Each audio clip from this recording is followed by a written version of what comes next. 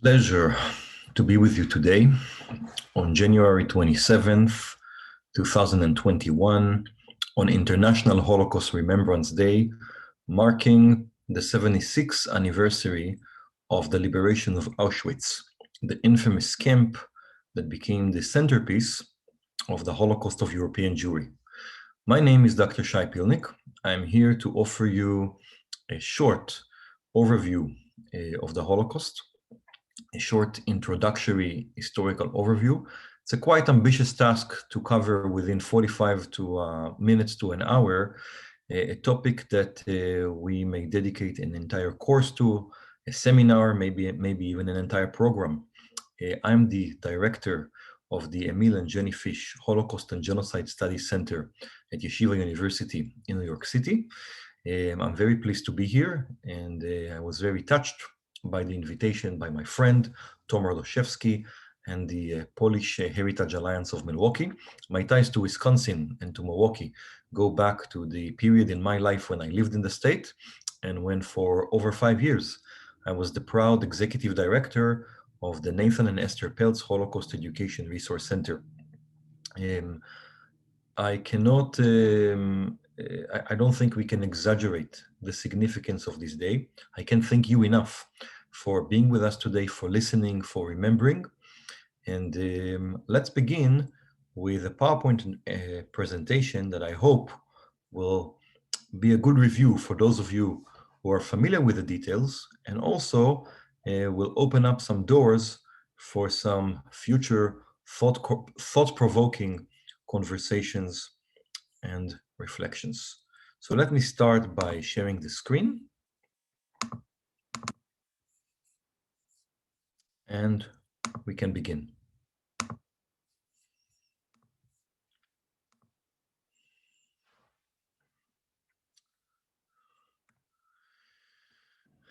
The place we actually would like to begin is with the word Holocaust and with the etymology. It may sound to the layman, for somebody who is not familiar with the Holocaust and its scholarship, but the most interesting thing about the Holocaust is that it is a narrative. It is a story. It's based on facts, based on an event that happened, actually a narrative, a chronology that constantly needs to defend itself against deniers who claim that it never happened. What do I mean when I say that it's a narrative? I mean that the Holocaust is the way we conceptualize and select certain events in history. The victims of Adolf Hitler and the Nazis were not necessarily aware of the way the way their targeting was put in a larger context. I can speak about my own grandmother, who was a Holocaust survivor, who knew very vaguely, while she was interned in a camp not far from the Lithuanian city of Kovna or Kaunas, that what was happening to her was happening throughout Europe, and that there was a plan to kill the Jews of Europe. During the Holocaust, it was actually unique for Holocaust for Jews to realize that very few of them actually realized that they fell victim to a master plan, to a grand plan to wipe out European Jewry from the face of the earth. So we in a way form the term Holocaust in hindsight. It's a term that gained currency in the Anglophone world only in the mid-1950s. One of its propagators, among others, was the Holocaust survivor and author Elie Wiesel, whom we will speak about, we will mention later in our conversation. And as we will see today, when we talk about the coinage Holocaust and we look at its definition, we're going to realize that its definition is not clear-cut.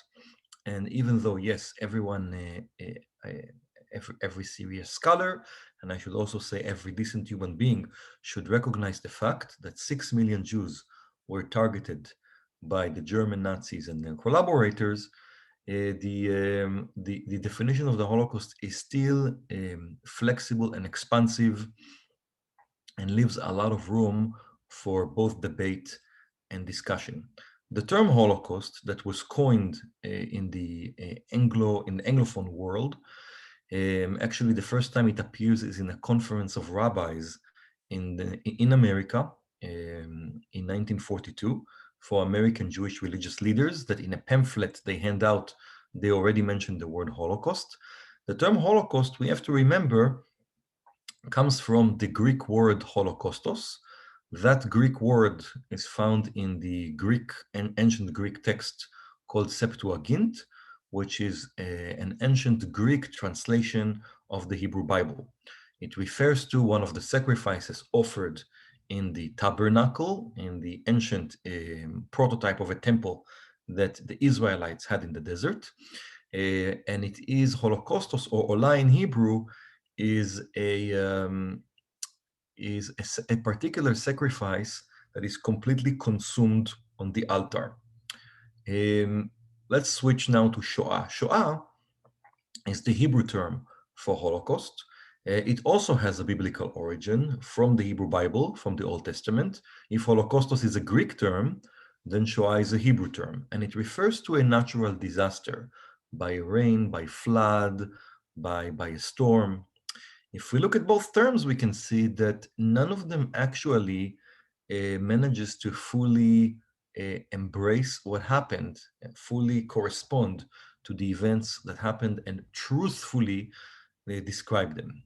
To begin with, the Holocaust was not the offering of sacrifice to God. And even if we think about the Judeo-Christian the concept of martyrdom, it would be hard to say that all the victims of the Nazis conceived themselves as martyrs, as people who died the death of martyrs in order to um, die with faith in their religion, faith in their God, in their heart and mouth. That kind of martyrology, what is known as the sanctification of the name of God, did appear in Judaism throughout the Middle Ages and Antiquity. But we have to remember that the victims of the Nazis were defined by Jews, not necessarily, did not define themselves as Jews necessarily, but were rather defined by the Nazis. In the Holocaust, Jews found themselves targeted by the Nazis as a group of people that sometimes shared very little one subgroup with the other. There were ultra-Orthodox Jews, there were Jews who grew up in very assimilated background, there were Jews who were so integrated to their local culture that they hardly even had knowledge that they were Jewish, and there were also converts to Protestantism, Catholicism, that had Jewish, at least one Jewish parent, who according to Nazi racial law were defined as Jews. So the religious dimension of the term Holocaust, I would say, is in a way missing the point. And so is the implication of Shoah, that we are dealing here with a natural disaster that was not man-made. Of course, the Holocaust was not this great tsunami, great tornado that came over Europe and then went away. If that was the case, we would not spend so much time and resources in educating the next generation to make sure that the atrocities that we saw, the barbarism, the cruelty would not happen again. We have to invest in education because this indeed was done by human beings and certainly can happen again. The definition of the Holocaust and the Shoah is also different. The Shoah, as defined by Yad Vashem, Israel's primary Holocaust education institution, defines it as the anti-Jewish genocide carried out by the Nazis during World War II, which took the lives of 6 million Jews. In the United States and other countries, there's a tendency to talk about the 6 million and the 5 million. The murder of the Nazis, by the Nazis, of 11 million Jews, Roma, Poles, Slavs, Christian groups, and political prisoners. This is one of the key questions in which we can see how the Holocaust is a narrative. The Holocaust is actually a term that has more than one solid definition. And the question of whether we include other groups or not is one of the most heated debates. Just to present the arguments, those who look at the Shoah as the targeting of 11 million people would like to recognize the fact that not only Jews were the enemies of um, of Germany, of the National Socialist Party, and Adolf Hitler. The Those who have a more, I would say, more laser focused definition, looking at the Holocaust as the murder of 6 million Jews exclusively, would claim that as a narrative, there's quite a big difference between the Nazi policy towards Jews and the Nazi policy towards other groups. I certainly and personally belong to the group that is more comfortable with the definition of the Holocaust as the Shoah, the definition of the Holocaust as the murder of 6 million Jews. Heaven forbid, there is no attempt on my part, on anyone else, to exclude or to deny the murder of the Roma, the murder of the Polish intelligentsia, Polish military officers, the Polish clergy, many other Slavic groups, like for instance, the Belarusian people that suffered tremendously from the Nazi occupation. We can also include political prisoners, we can include the Jehovah's Witnesses or homosexuals. But there are two distinctions between the targeting of Jews and the targeting of the other groups that I think need to be mentioned. First distinction is that the hatred towards Jews is not really a side effect or an afterthought within Adolf Hitler's mind. This is a consistent idea that Jews form the enemy of European civilization. It's an idea that has deep roots in the Christian age-old accusation of Jews that they were the killers of Christ, the killers of God, and in every single generation, they bear responsibility for it. We really see before Hitler is even born the transformation of this religious hatred towards the Jews to a hatred which is now predicated on economic and racial grounds. What really made Hitler unique was his extreme, what historian Saul Friedlander calls redemptive anti-Semitism. His extremism, his oratory skills, his organizational skills, but as a as an anti-Semitic ideologue, he really didn't change much. We do see that he was consumed with hatred towards Jews that becomes apparent very early in his career and goes all the way to the implementation of a plan to murder European Jewry and wipe every single Jew from the face of the earth. That actually this precisely brings me to my second point, the question of the comprehensiveness of the Holocaust and its intent. Adolf Hitler may had some thoughts in his mind to one day wipe out from the face of the earth other groups, but that really never happened. The most famous is the attack against the Polish people and the attack against the Roma. If we look at the Roma, we know that under some circumstances, the Nazis decide to leave some Roma communities unharmed.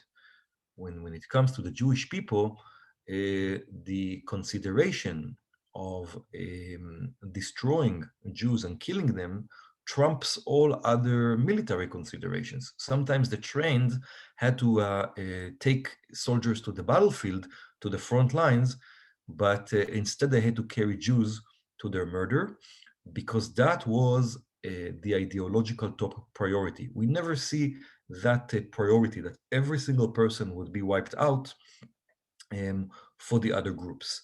For the Polish people, famously, the attack concentrated on the leadership. The attack concentrated on enslavement, on the murder of officers, on the murder of the clergy, on the torturing of the intelligentsia, an attempt to take a healthy nation and basically bring it to a complete state of degradation. What was unique about the targeting and the murder of 6 million Jews was a plan that no single one of them would be alive because they were all sinners, they were all criminals. And they all committed a unique crime, the crime of being born Jewish, or the crime of being born to at least one Jewish parent. The Nazis were racists. The Nazis believed that humanity was divided into races, but at the very bottom of the racial totem pole were the Jewish people, the Untermenschen, the subhumans, who had no reason to exist whatsoever. This also ties to a large discussion of genocide. While the Holocaust was a genocide, not every genocide is the Holocaust. The term genocide itself was coined by Raphael Lemkin, a Polish Jewish attorney who came to the United States. He wrote a book in 1943 that legally defines this new crime. It's a compound term, genos, meaning nation, the suffix side, referring to murder.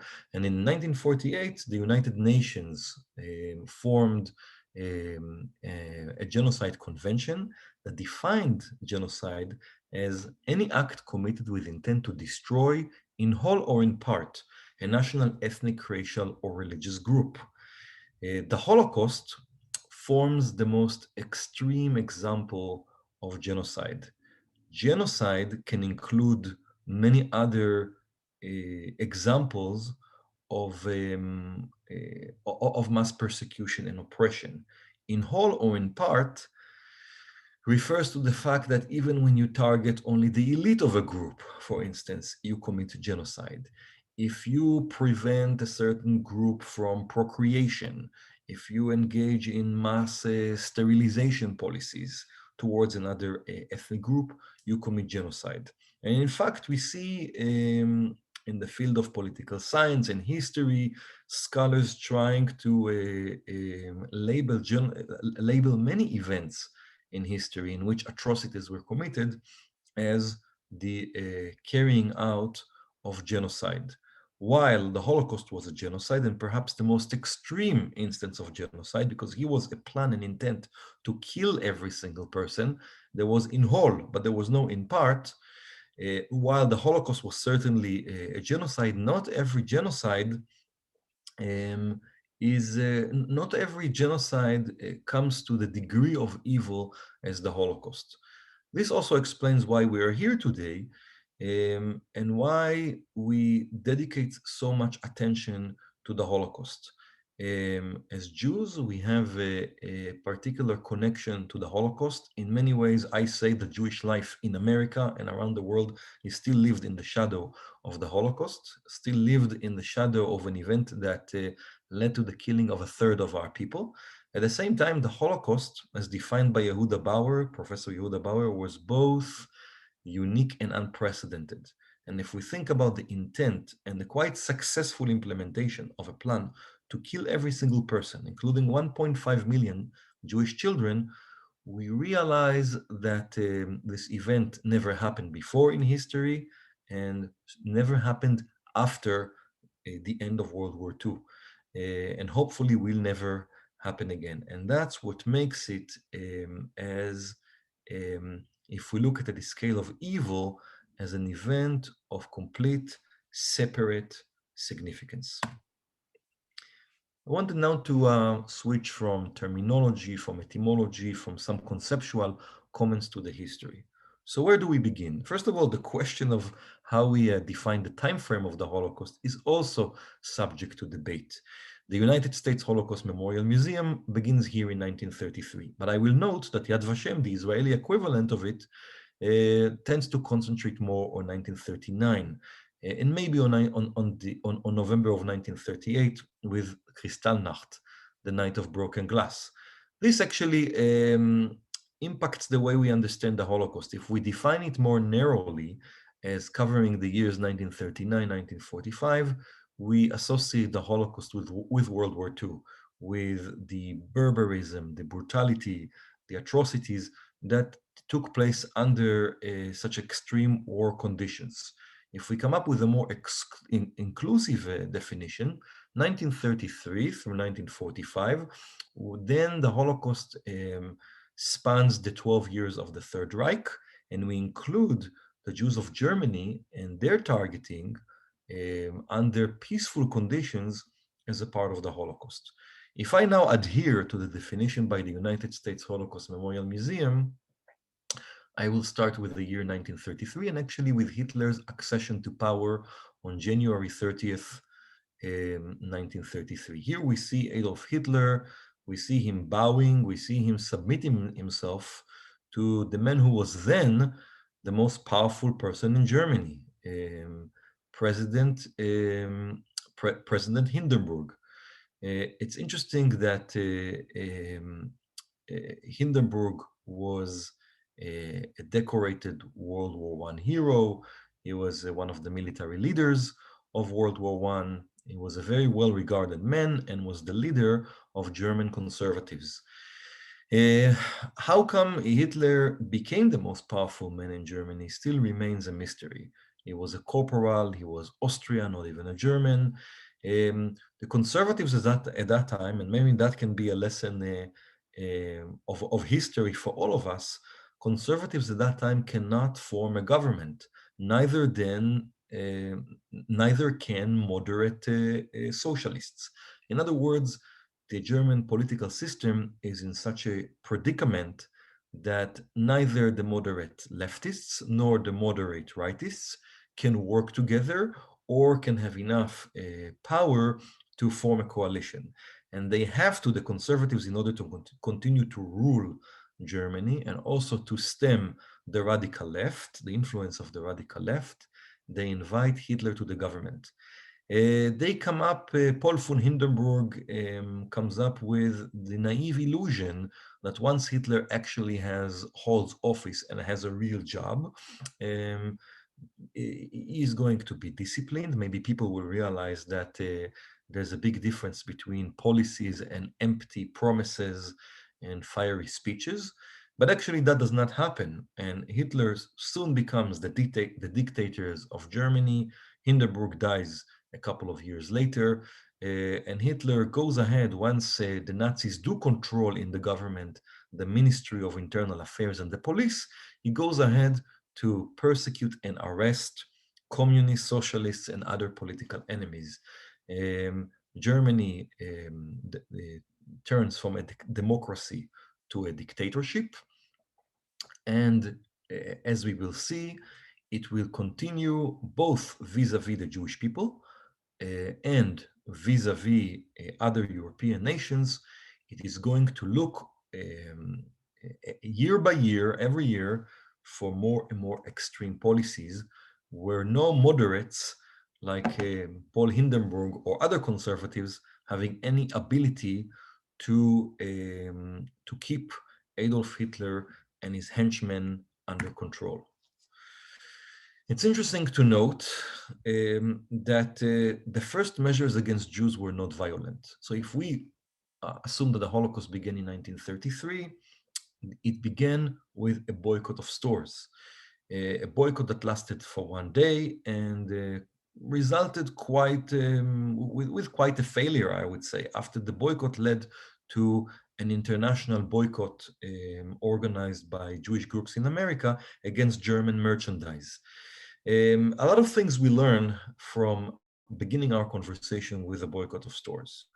First of all, we learn, and this is something that one of the deans of Holocaust history, Raoul Hilberg, who wrote the first major work on the Holocaust, the destruction of the European Jews, taught us, that if we ask ourselves the question, how did it happen?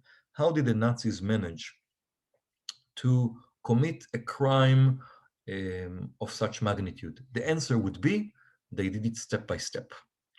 And as they do it step by step, every step of the way, they also look around to figure out what is the reaction of the public, what is the public reaction both domestically and internationally.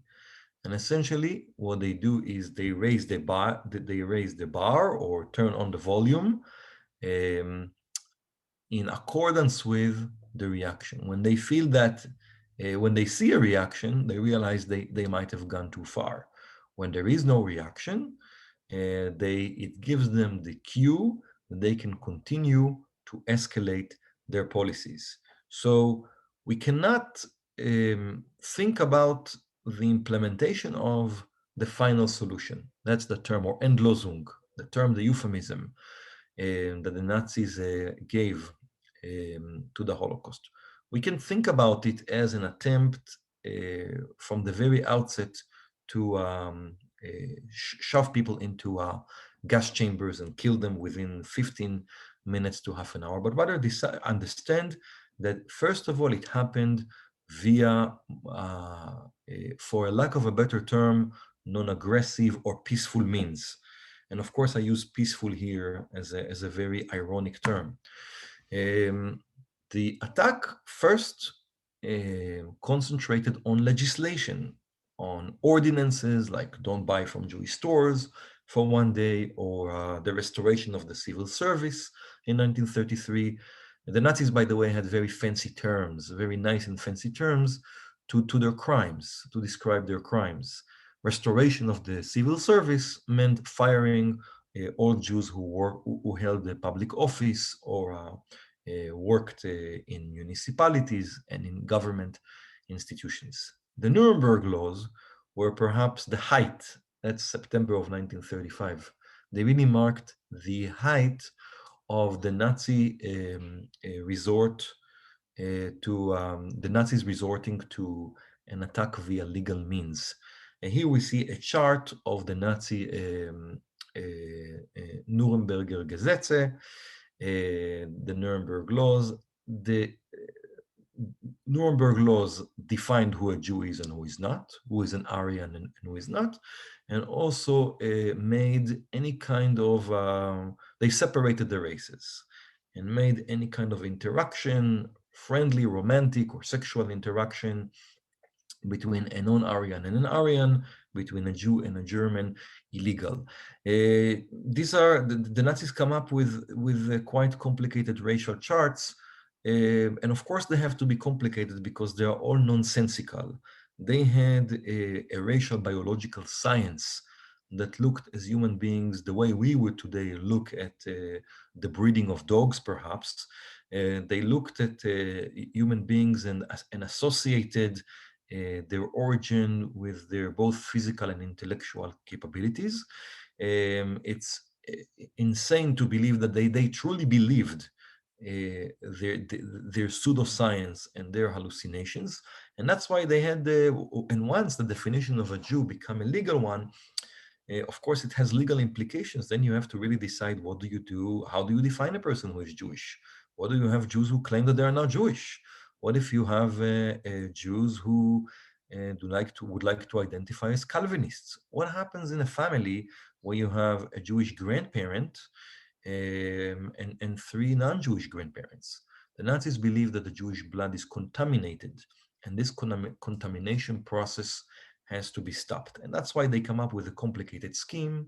I won't go into too much detail, but I would say that they realize that there are essentially three categories. There are Aryans, there are Jews, and there are hybrids, those in between, or the Mischlinge. And even among them, they define them into first and second degree hybrids based on how many grandparents they have. The legal attack, by the way, goes nowhere. It gets more and more complicated. The courts are overwhelmed trying to try these nonsensical cases. And the Nazis understand that through a legal attack against the Jews, they're going to go nowhere. Their target at that time is to drive the Jews away from Germany. When they talk about final solution at that point, the final solution itself changes names. Maybe there is some sort of an ideal plan to kill European Jewry in the sick mind of Adolf Hitler. But final solution for them at that time is, let's make Germany Judenrein. Let's make Germany clean of Jews. And that's exactly what they do towards the end of the Nazi years prior to World War II. The Nazi system starts to radicalize in 1937, and this process of radicalization reaches a peak on November 9th to 10th, 1938, when the Nazis stage Kristallnacht, or the Night of Broken Glass. This was the first time when we see the Nazi policy changing from a legal attack into a physical attack. On that night, hundreds of synagogues were burned to the ground. Storefronts of Jewish store owners where their display windows were smashed. Jewish houses were looted and destroyed. And the official numbers were 91 Jews were killed. I believe the unofficial numbers are much higher. And 30,000 Jewish men were then interned in concentration camps. This was a pogrom. Pogrom is actually one of the only Russian terms that made it to the English language, sadly. A pogrom is an anti-Jewish attack. What was unique about this pogrom is that it was state-sponsored, it was planned by the government, um, and took place in hundreds of localities at the same time. It was meant to look spontaneous. It actually was not. The goal of Kristallnacht, or the Night of Broken Glass, was to terrorize and terrify Jews, make them feel unsafe, and encourage them to leave.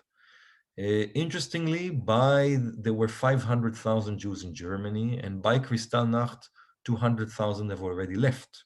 But Kristallnacht also happens at the time that Germany and the Reich is already expanding. Now it includes, for instance, Austria, that had a Jewish population of 200,000. In other words, the Nazis do not know at this point how exactly they are going to get rid, if their goal is final solution, how they're going to do it, how they're going to get rid of their own local Jewish population. They seem to encourage them to leave, but at the same time, as the Nazi empire expands, more and more Jews come under their direct administration and control. And that's why they stage this event. The event, I spoke before about the Nazis constantly gauging public reaction. The world is furious, and the international community is furious about it. Many ordinary Germans are unhappy about Kristallnacht. Many people feel that maybe with Kristallnacht they went too far. People who live in a dictatorship don't like chaos and don't like terror. They realize terror can be directed towards you today and might actually be directed towards me tomorrow. However, for the most part, as historian Marian Kaplan reminds us, or argues, I should say, Kristallnacht was also met with a great deal of indifference, and you can see in this image that I always like to show students that this man and woman who look quite cheerfully having a discussion while they walk by one of the stores owned by Jews, whose display window was shattered. When World War II breaks out on September 1st, 1939, the Nazis now realize that they have an opportunity to escalate the attack and do so under war conditions. And that would, I think, appeal to any situation, under any circumstances of war. We see the treatment of human being worsens. War is always associated with looting, always associated with the murder of innocent people, with an attack against civilian population, either deliberately or inadvertently, with rape, etc.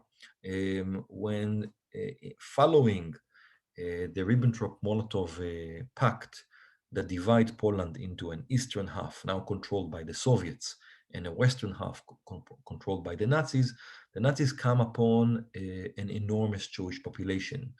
Interwar Poland, if I mentioned before that Nazi Germany had 500,000 Jews, interwar Poland had 3.3 million. This is an enormous Jewish population. Now the Nazis come to absorb 2 million Jews, and they realize that in order that they really need to come with a coordinated plan to make the Nazi kingdom Judenrein. Still, their ultimate goal is to drive the Jews to the east, either drive them to the east, thinking about a future occupation of the Soviet Union, where they would be able to drive them out of Europe back to Asia, Or at some point, they even entertained the thought that the island of Madagascar, not far from the shores of South Africa, could be a refuge for Jews. The intent here is not to kill European Jewry, but rather to expel them from the country. The Nazis prepare the Jews of Poland for expulsion, for a future expulsion, by incarcerating them in ginormous prisons known as ghettos. Here we see, for instance, an image of the ghetto. The ghettos were not concentration camps because the labor wasn't necessarily assigned to its inmates.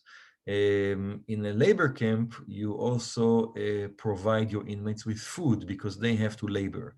The ghettos were essentially extremely overcrowded Jewish sections of towns that were, for the most part, walled, that meant to separate the Jews from the non-Jewish population, meant to leave them to fend off for themselves, with, in many cases, no work and no food, letting them starve. Very quickly, you do see images like the one you see right now of children sitting on the street, begging for food. Disease like typhus, starvation is rampant. The mortality rate reaches 10% of the population at some point. For the most part, as Raoul Hilberg argues in The Destruction of the European Jews, these are genocidal policies. And this is the stage of what Professor Israel Gutman calls indirect extermination. So we don't have to kill you. We also don't kill you quickly and get rid of you. You are still here. But these are policies that aim at, I would say, eliminating the Jewish population of Europe or Poland, in that case, within one generation. Children are not born anymore. Fertility rates are extremely low. Mortality rates are very high. And you basically take a community that has lived in Poland for a millennia, had rich, had middle class, and had the poor, and you reduce them over time to penury and starvation. And of course, the poor sections of the Jewish population are the first one, as you can see in the image, to suffer. In 1940, in the summer of 1940, when Hitler invades parts of Scandinavia, and also invades and conquers Belgium and France, here he is at the foot of the Eiffel Tower. Hitler's gaze now turns towards the east. Now he realizes that he is ready to launch a grand attack against the arch-ideological enemy of Germany, of Nazi Germany, the Soviet Union. And also he starts to realize very soon he will be the sole ruler of Europe. The United States joins the war only in December of 1941. Hitler feels that he is essentially the most powerful man in the hemisphere, and he starts to come up with a new plan. And now to not only think about driving the Jews out of Europe, but rather figuring out a fast and, from his standpoint, efficient way to kill them. The first Jewish community that come under the policy of extermination, not indirect, but rather direct extermination, are the Jews of the Soviet Union. Here you see, by the way, an image that is hanging in the Israeli parliament today, in the Knesset, created by a Soviet Jewish artist, Yosef Kuskovsky, named Babi Yar. Babi Yar is the ravine outside Kiev in which 100,000 Soviet citizens were killed. 90% of them, not all of them, but 90% of them were Jewish. Babi Yar becomes the symbol of the Holocaust in the Soviet Union, or the Holocaust by bullets. If you remember my comment before about a step-by-step process, we go from boycotting stores to a legal attack, to one terrifying night, to ghettoization that leads to starvation, and now we're at a stage called The Holocaust by Bullets by Father Patrick Debois. What the Nazis do as soon as they invade on June 22nd, 1941, they invade the Soviet Union, launching Operation Barbarossa. They have units known as the special squads or the Einsatzgruppen. Each unit, there were four of them, A, B, C, and D, each unit having 500 SS officers who, on the heels of the advancing Wehrmacht, German army, they come to German community, to Jewish communities. They identify Jews in larger cities and smaller cities in the Soviet Union, and they march them out of town, take them to pits, ravines, anti-tank ditches. This is a grand plan of deception. The Jews actually do not know what their final destination is. They tell them to pack their belongings with them, whatever they can take with them, but then they march them to the pits, ask them to undress, and they kill them. This is the phase in the history of the Holocaust where the Nazis kill the Jews at a gunpoint, face-to-face interaction between victims and victimizers. This is also a tragic step in the relationship between Jews and non-Jews in that part of the world.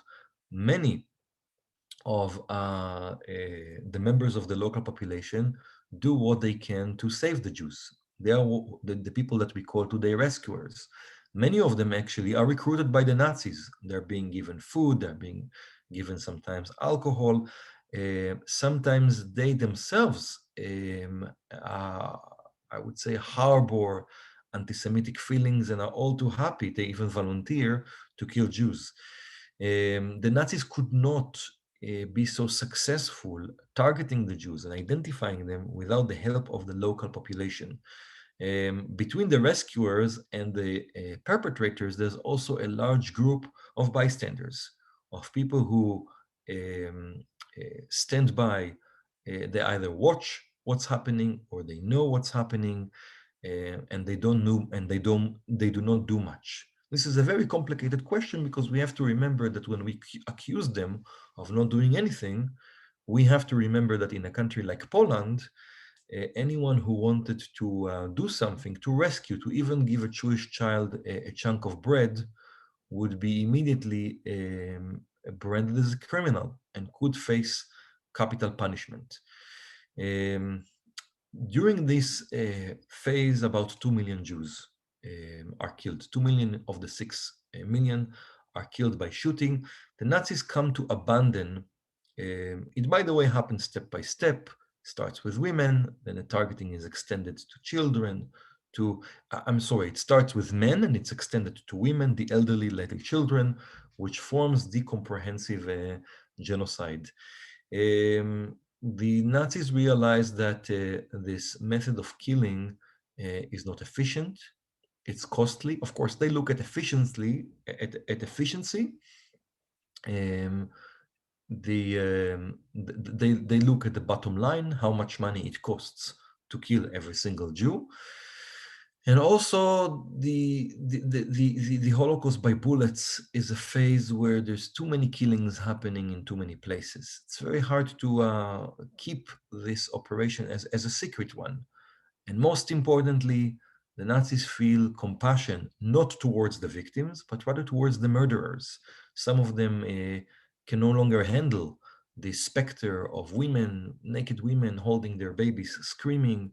They realize that many of the perpetrators experience post-trauma, and that's why they harness German science and the German industry in order to escalate the Holocaust further to the stage of industrial murder.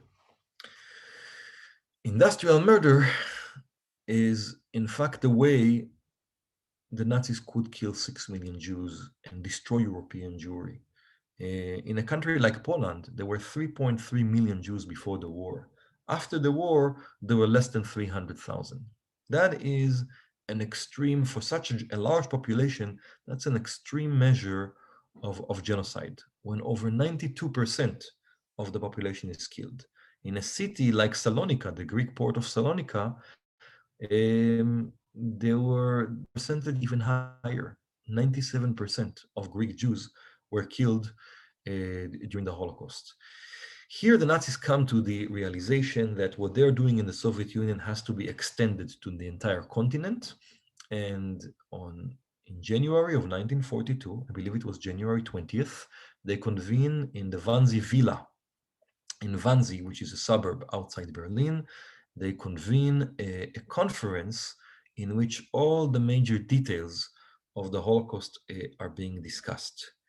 In this conference, Hitler is not present, but he doesn't have to be present. This is not a conference in which decisions about the murder take place. The decision had already happened before. The purpose of this conference is to coordinate among all the different echelons of the Nazi administration this complicated program. And then it's launched. What we see happening after the stage of ghettoization and the mass murder in the Soviet Union are the rise of two major phenomena. One of them is the labor camp, and the other one is the death camp. And they were each different. The labor camp, or I called it Planet Auschwitz here, referring to the way Auschwitz was described by Yechiel Dinur, who was an Israeli author and Holocaust survivor. Why Planet Auschwitz? Because the rules governing Auschwitz seemed as if there were rules governing a different planet, almost as if the people living in Auschwitz did not have the same feeling of gravity, were not governed by the same laws of gravity, did not breathe the same air. Auschwitz operated according to its own time and according to its own law. People in the labor camps were, and the labor camps have a growing number of Jews in them, but I have to say, of course, the Nazis assigned hard labor and imprisoned not only Jews. Auschwitz actually had both Jews and non-Jews as its inmates. In the labor camp, you would be given very little food. You would be assigned excruciatingly difficult labor. The labor was necessary in many times in order to support the German war machines. Sometimes the only purpose of the labor was to make people tired, sick, and then die of starvation. It was very difficult in a camp like Auschwitz. It was almost impossible to be in that camp for a number of years. Those who arrive early are normally the ones who die. Those that we know as the survivors are normally people who came to a camp like Auschwitz only towards in the middle or towards the end of the war. Primo Levi, the chemist and the Italian author, is one of the greatest Holocaust novelists. And we have to understand he would have, of course, this was never his plan to become a writer, to become a Holocaust novelist.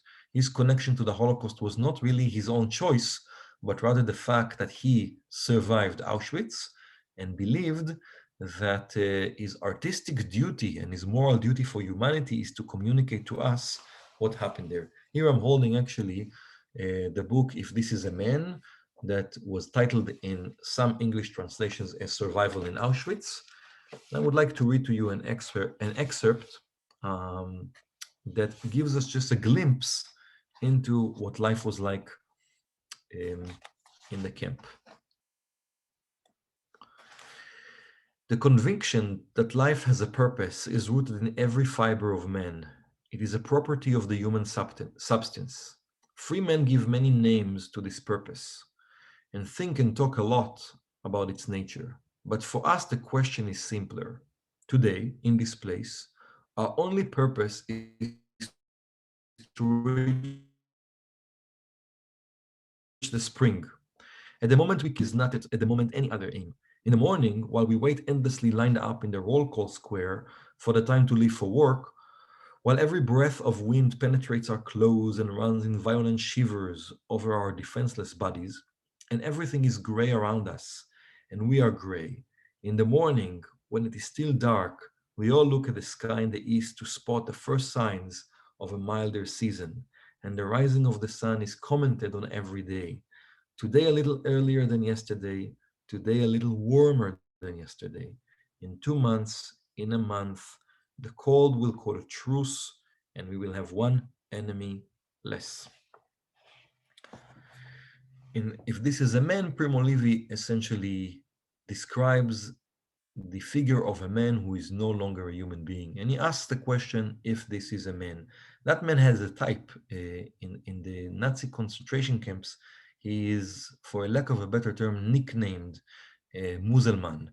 And Muselman refers to a person who used to be a human being.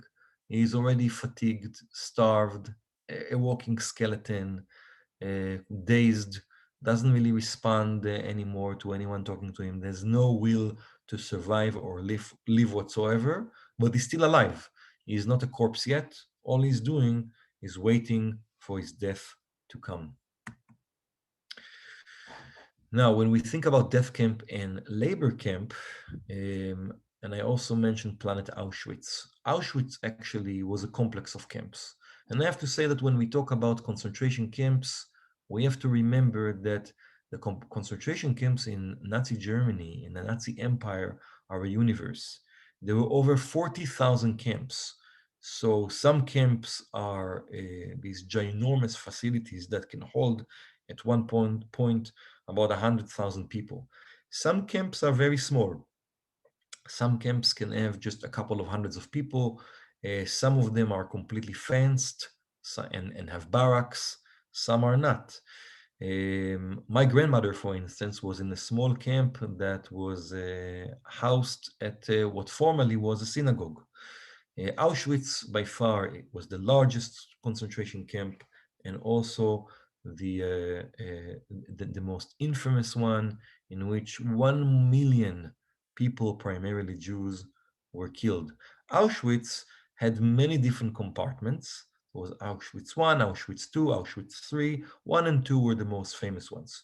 1, where we see the sign Arbeit macht frei, works makes you free, was a smaller camp. The barracks are still there. Auschwitz today is a museum. It's actually a Polish governmental educational institution. Auschwitz I was the internment place primarily for non-Jews, for members of the Polish intelligentsia, the Polish clergy, Polish political leadership. Auschwitz II, or Birkenau, was located just a couple of miles away. It had numerous barracks that you can see in the picture, and that becomes the labor camp in which the overwhelming majority of those interned are Jewish.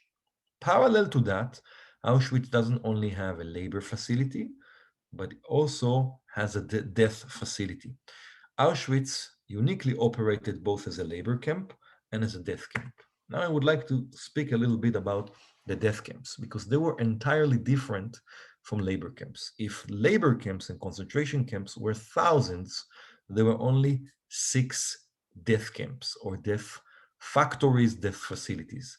Chelmno, Birkenau or Auschwitz II, Belzec, Treblinka, Sobibor, and Majdanek.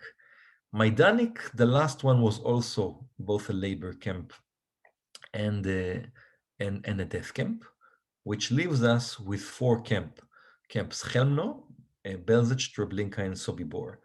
Chelmno was, in a way, a prototype of the death camp. It was already in the Soviet Union that at some point the SS, the Einsatzgruppen, rather than killing Jews by bullets, devised a new technique to kill them by shoving about 30, 40, 50 Jews into a van, into a big truck, and directing the exhaust fumes from the exhaust pipe back into the truck and killing everyone trapped in the trunk by fumes of carbon monoxide. This is a primitive method of killing that the Nazis do not stop perfecting, and it really reaches perfection in the creation of 6 gas chambers in Auschwitz that can kill dozens of thousands of people within a given day. Chelmno is a prototype, as I mentioned before. In Chelmno, people were killed by gas vents. But Belzec, Treblinka, and Sobibor, the three camps that were constructed in 1942 as a part of what is known as Operation Reinhard, were meant to destroy the largest Jewish community still alive in the world, the Jewish community of Poland. Here I have an image for you of the death facility in Treblinka. Why, by the way, do I show you this illustration and not a photo? Is because towards the end of the war, the Nazis blow up these camps. They completely destroy them, and trying to eliminate any evidence. The death facilities, one of their most important characteristics was that they were meant to be kept completely secret. And the officers operating them were sworn to secrecy. The inmates doing the dirtiest job in them were not supposed to be sworn to secrecy because they were essentially imprisoned and then killed. We do have testimonies from members of the Sonderkommando, or those special units of prisoners, Jewish prisoners, who operated the camps.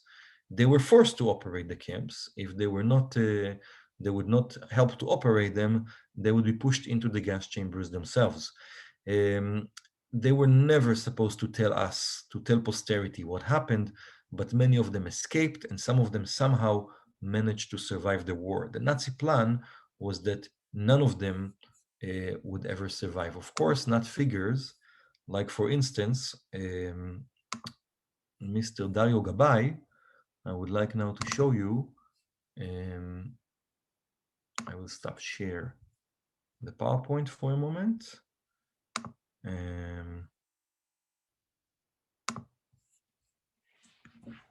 Okay, like Mr. Dario Gabay, I wanted to show you a video of Dario Gabay. Was a member of the Sonderkommando who gave a testimony about life and his activities in that camp. The only thing I remember when we were in the Sonderstudy, first day Sonderkommando, I see about 25 or 3,000 people coming in, they were putting their, their undress, going there. And the only one thing I remember that always the SS were saying is, take your shoes and zusammen machen, put them together as a pair and take it in your hand and walking through the corridor, before going into the gas chamber, you had to leave it. Somebody was taking them. My first observations of that is that I saw 25 to 3,000 people going on the gas chamber, and they closed the doors, and then I knew that the SS threw the Cyclone B, from above 3-4 openings, and when it takes about 4 or 5 minutes to die, except the people that are in front where the gas is coming, then it takes about a couple of minutes. And after that, when after 15, 20 minutes, they open up the thing, the first thing I saw the people I saw 15 minutes before alive. I saw the mothers with the children standing up because the gas chamber will take maybe 500 people. It used to make 2,500 people. Everybody standing up. There was no room for anything else but standing up. And when you see that after, it's, some of them are black and blues from the gas. It's something that I said to myself, how can somebody be able to survive in such an environment?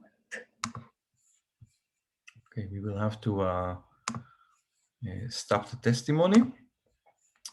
We are coming closer and closer to the end of our lecture. Let me again share the screen and go back here and go back to our PowerPoint presentation. Before I talk about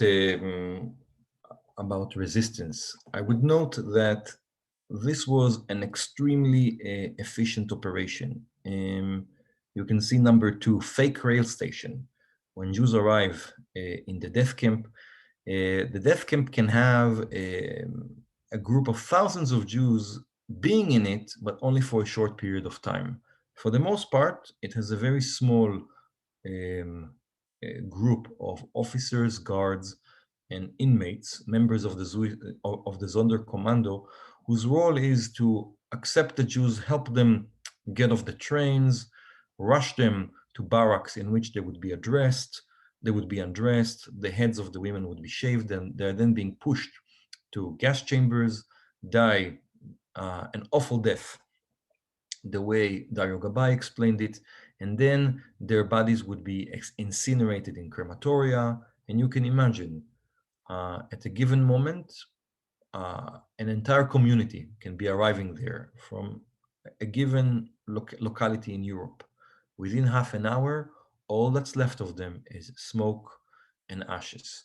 Without the ability of Nazi Germany as um, an advanced civilization, an advanced society that has a bureaucracy, that possesses tremendous industrial resources, we could have never imagined that the outcome would be 6 million Jews murdered by the end of the war.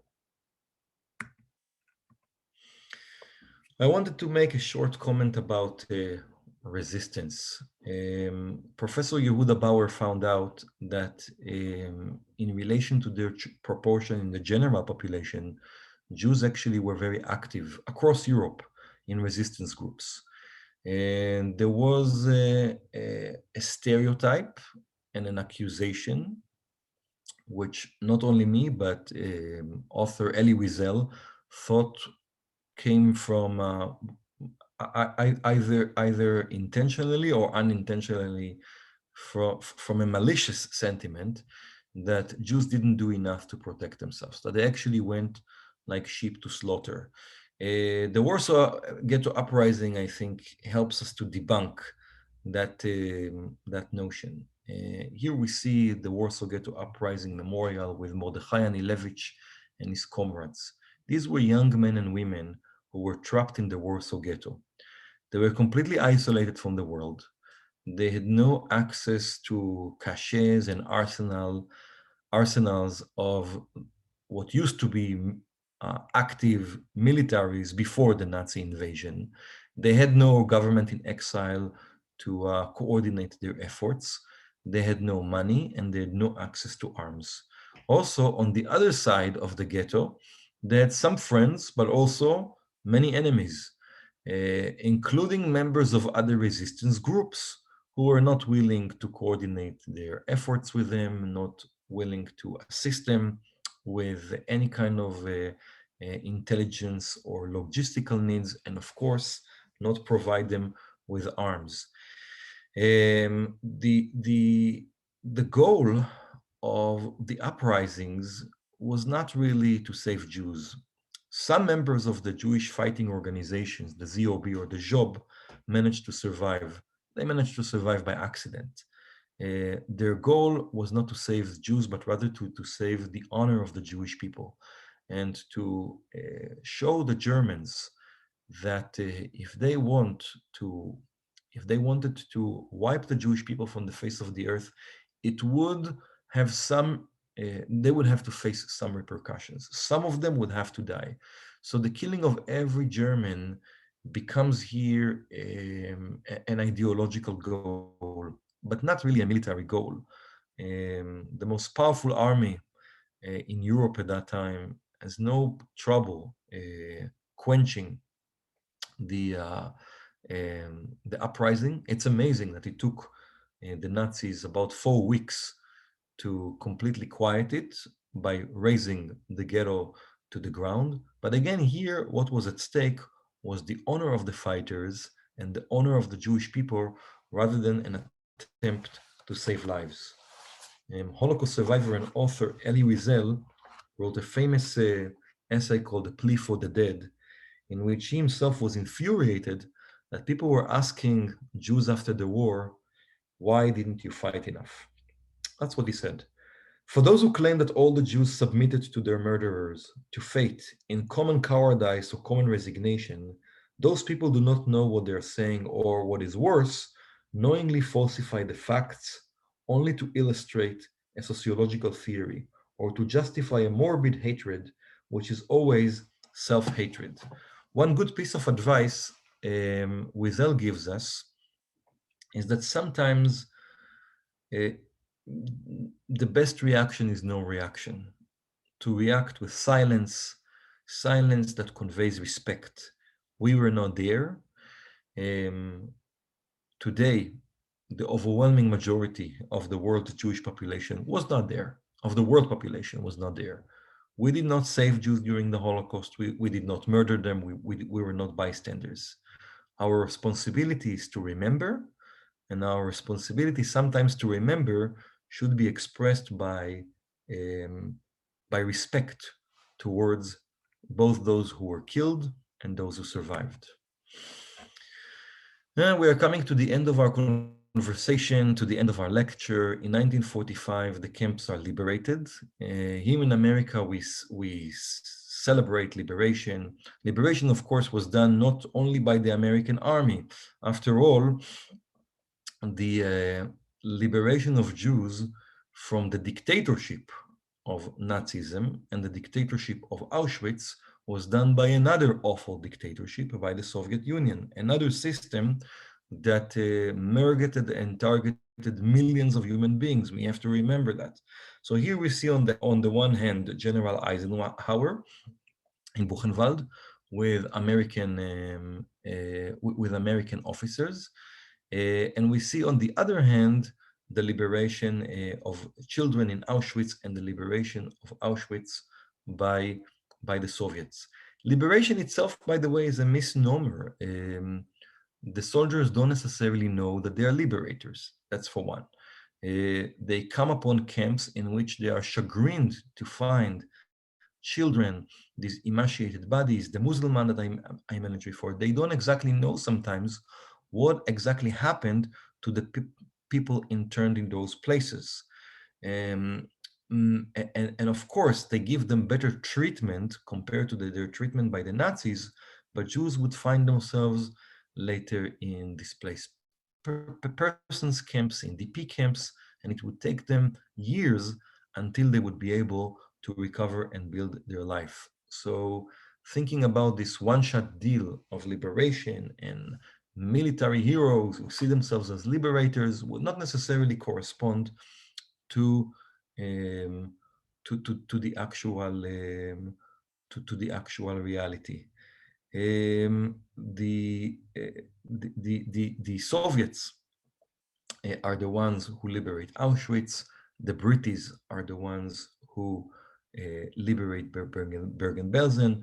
Famously, what the Americans do is they force the local population to come to the camps to witness the atrocities, and they start to launch a process called denazification, in which the German population starts to truly face the results and the consequences of 12 years of the Nazi